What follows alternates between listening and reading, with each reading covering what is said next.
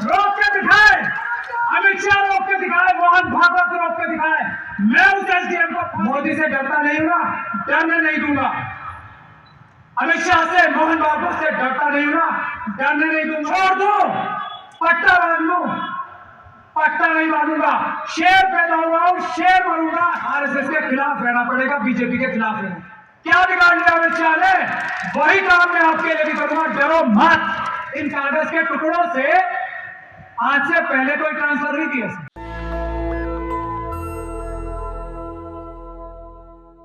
खड़े रहेंगे। और भारतीय जनता पार्टी से मेरी मुखालफत क्या है कि वो संविधान तोड़ना चाहते हैं। मैं तो संविधान का आदमी हूं ना, संविधान ही हमें अपने मजहबों की हिफाजत की इजाजत देता है।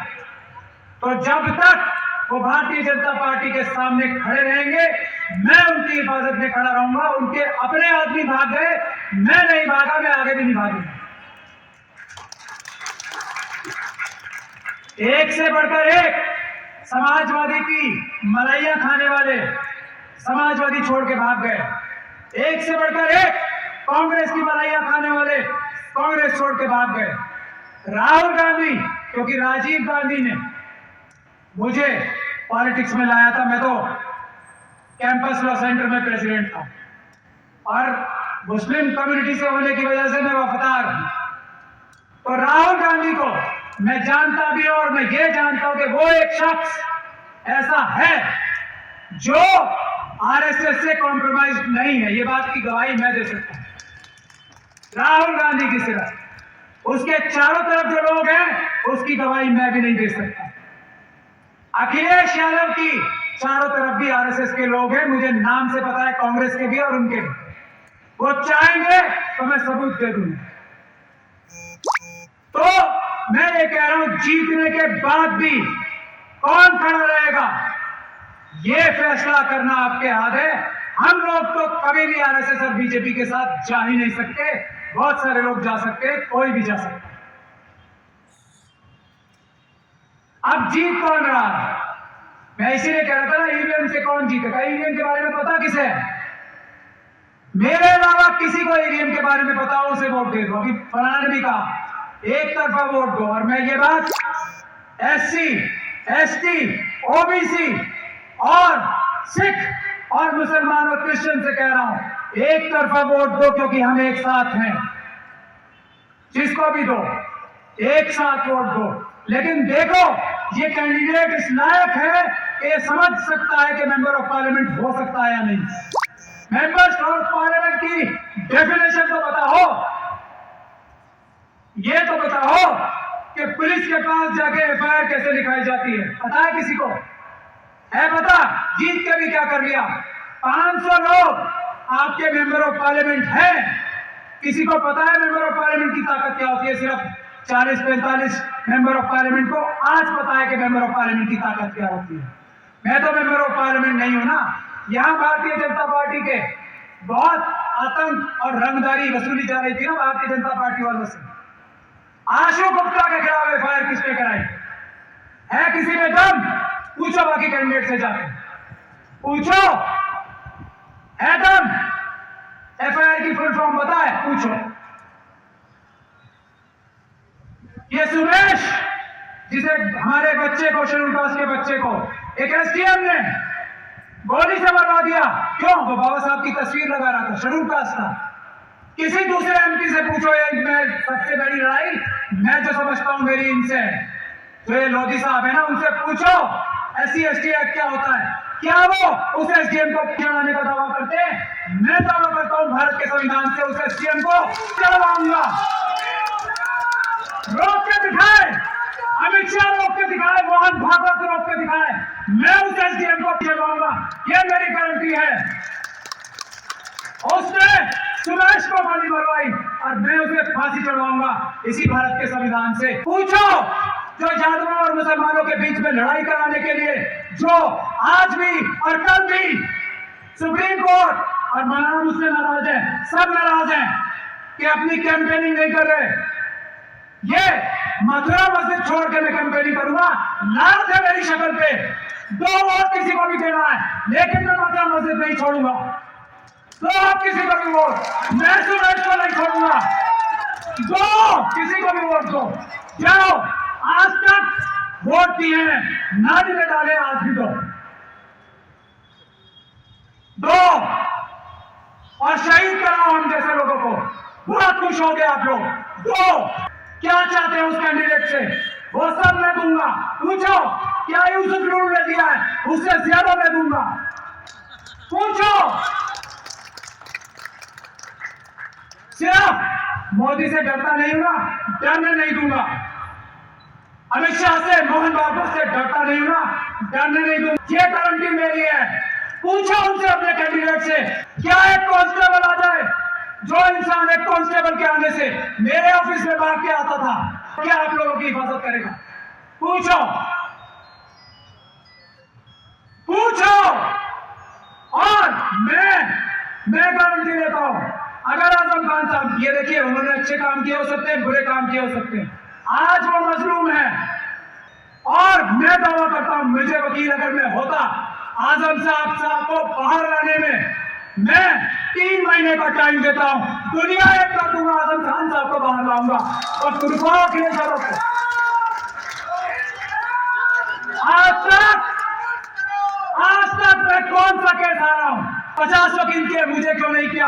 ये सवाल मैंने कौन सा केस हारा है आज तक, और उनके वकीलों ने कौन सा केस जीता है हमारा आज तक?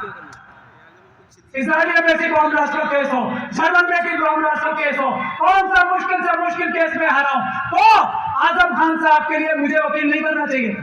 कौन है उनके चारों तरफ आरएसएस के एजेंट जो आजम खान साहब को जेल में रखना चाहते हैं? क्यों? जहां मैं जहां गया हूं, मुझसे ये कहा जा रहा है, प्राचा साहब अगर आप टिकट ले आते तो आपको कैंपेनिंग करने की जरूरत नहीं थी, आपको जनता वैसे घर बैठे जिता देती। क्या गुनाह किया मैंने? मैं ना क्या कर लूं? फिर मैं ये आशु गुप्ता के खिलाफ एफआईआर करा सकता था, मुझे फोन आ जाता था, पट्टा बांध लूं गले में, फिर मैं आप लोगों की लड़ाई लड़ पाता। ये मतलब मस्जिद का केस में लड़ पाता?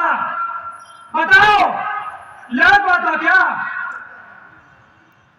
छोड़ दो, पट्टा बांध लूं? पट्टा नहीं बांधूंगा। शेर पैदा हुआ हूं, शेर बनूंगा। पूरी दुनिया एक तरफ हो जाएगी अगर आप आरएसएस के खिलाफ इनमें जज्बा रखते हो ना, इतना सभी। मैं नहीं हटूंगा आपकी हिफाजत से, जाओ देख लेना किसी और को। लेकिन शर्त यह है कि आरएसएस के खिलाफ रहना पड़ेगा, बीजेपी के खिलाफ रहना। पूरी दुनिया एक तरफ हो जाए, मैं देखूंगा कौन हाथ लगाएगा। डरो मत, सबसे कहता हूं, डरो मत। मेरा क्या बिखा 200 क्रैक कमांडो आए, हम 7 लोग थे ऑफिस में। क्या बिगाड़ लिया अमित शाह ने? वही काम मैं आपके लिए भी करूंगा। डरो मत, डरो मत। अभी हम जिंदा हैं, ईमान वाले जिंदा हैं। हर मजलूम की हिफाजत करने के लिए हम ईमान वाले जिंदा हैं। डरो मत। क्या नुकसान होगा मुझसे?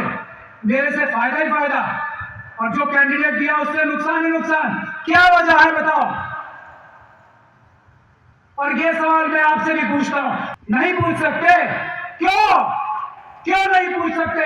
अखिलेश यादव साहब की सियासी हैसियत आप लोगों की वजह से कौन वोट देता है उन्हें? आप ये सवाल नहीं कर सकते कि हमारा एक इतना प्यारा भाई है जो सबकी लड़ाई लड़ता है, कोई मुसलमानों की लड़ाई नहीं लड़ता है, मजलूमों की लड़ाई लड़ता है। मेरा ज्यादा काम शेड्यूल ट्राइब के लिए है। ये मैं अपना फर्ज समझता हूं मुसलमान होने की हैसियत से। तो पूछो सवाल। मैं वो सियासी बेदारी पैदा करने आया हूं आप लोगों के बीच में। मैं ईवीएम की लड़ाई लड़ने आया हूं, क्योंकि 543 के 543 एमपी जो आज आरएसएस और बीजेपी के खिलाफ लड़ रहे हैं, या उससे भी ज्यादा, वो मुझसे सीख रहे हैं कि कैसे ईवीएम की लड़ाई लड़नी है, ईवीएम के अंदर घुस। आप लोगों के कहने से अपना कैंडिडेट विड्रॉ नहीं करेंगे? क्यों? ये मैं सवाल पूछ रहा हूं। करो बात, अभी करो, आज से करो। घुसने मत दो, सवाल का जवाब दो कि प्राचा साहब में क्या खराबी है और इनमें क्या खूबी है। वरना समाजवादी पार्टी के जितने ऑफिस बेयर हैं जो अखिलेश यादव जी के कहने पे इस कैंडिडेट को वोट देना चाहते हैं, उनसे सवाल करो क्या खराबी है महमूद प्राचा साहब ने, कौन सा ऐसा जुर्म किया उन्होंने, क्या कर दिया ऐसा कि उनके ऊपर आपको कोई और पसंद है। पूछो, अभी भी सब ठीक हो जाएगा। मुझे ये बताइए आप, टांडा में मेरे पास लोग आए टांडा, उन्होंने क्या बोला, ये जो पुलिस इंस्पेक्टर साहब हैं ये हमारे से रंगदारी वसूल करते हैं, ये हम लोगों पे दबाव बनाते हैं कि आप वोट डालने इसको नहीं जाना उसको नहीं जाना, समाजवादी पार्टी की कैंपेनिंग नहीं करनी। देखिए दुख की बात, नहीं तो केस लगा दूंगा। मैंने कंप्लेंट लिखी क्या कि ये टांडा के इंस्पेक्टर साहब को और इनके उच्च अधिकारियों को एफआईआर दर्ज होनी चाहिए। किसी और ने लिखी पहले, नंबरबाजी करने के लिए आप सब आ गए कि हमने रिप्रेजेंटेशन दिया था, फलाना रिप्रेजेंटेशन दिया था, इससे इन कागज के टुकड़ों से आज से पहले कोई ट्रांसफर नहीं किया, वही थे। नेशनल दस्तक की आपसे गुजारिश है कि अगर इसको बचाना चाहते हैं तो नेशनल दस्तक को सब्सक्राइब करने के लिए रेड कलर के सब्सक्राइब बटन को दबाएं, फिर बेल आइकन की घंटी दबाएं। नेशनल दस्तक को बचाने के लिए बहुत जरूरी है कि हर खबर को शेयर करें, लाइक करें, कमेंट जरूर करें।